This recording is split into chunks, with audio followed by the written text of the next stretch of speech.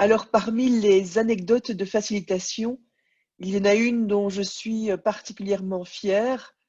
Il s'agit d'une grosse facilitation, donc pour une bonne centaine de personnes, en forum ouvert pour une agence fédérale, avec la présence et la participation active du comité de direction. Et en fait, on m'avait proposé une salle qui normalement était bonne pour l'activité que nous allions faire. Et puis quand nous arrivons là, le jour de la facilitation, le matin, à 8 heures du matin, on se rend compte que la salle ne pourra pas être utile pour le forum ouvert en lui-même. Et donc voilà, c'est la réflexion. Est-ce qu'on essaye quand même de le garder dans cette salle-là? C'est moi qui dois trancher.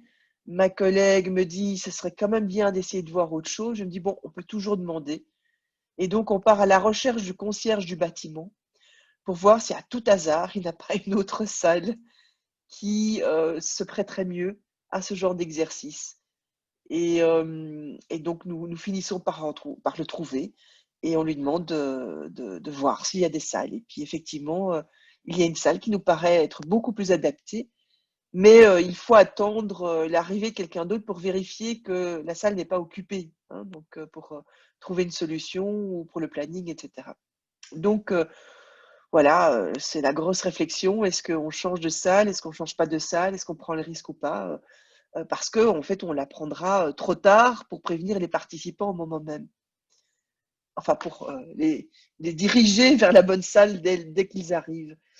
Et donc, en fait, on trouve un compromis, c'est-à-dire qu'on décide de faire la première partie, tout ce qui est le cadre, l'introduction, le check-in. On le fait dans dans la première salle qui était prévue pour ça, enfin, qui avait été réservée pour nous. Et au moment où effectivement on sait qu'on a droit à l'autre salle, eh bien en fait on avait prévenu tout le monde qu'on cherchait, qu'on allait sans doute migrer vers une meilleure salle. Et donc au moment où on a eu le feu vert, eh bien on a dirigé tout le monde, directeur général, comité de direction, directeur, manager, enfin voilà, tout le monde, on les a dirigés alors vers la nouvelle salle pour le forum ouvert, où on a continué alors le travail de la journée. Et puis en fait, je pense qu'en fin de journée, on est retourné dans l'ancienne salle donc pour faire la clôture. Et donc de cette manière-là, on avait utilisé l'espace de la meilleure manière possible.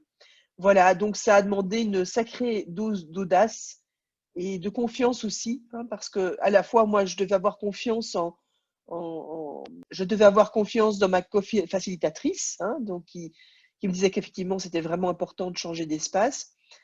Faire confiance, mon donneur d'ordre donc devait aussi, hein, c'était la directrice générale de l'administration qui devait aussi me faire confiance et accepter que je fasse cet exercice-là. Et effectivement, tous les participants qui nous ont suivis dans les couloirs comme ça d'un bâtiment pour arriver à une autre salle et faire un exercice voilà, un peu hors du commun. Alors, il faut rajouter que dans la première salle, on avait aussi mis toute une série de ballons blancs avec enfin, qui étaient dans le ciel avec des numéros, que c'était une manière de créer les groupes, etc.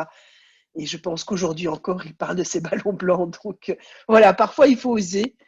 Euh, Ça me fait penser d'ailleurs que dans ce même groupe de personnes, aussi des directeurs, à un moment donné, je les ai invités à dessiner leur vision de l'agence.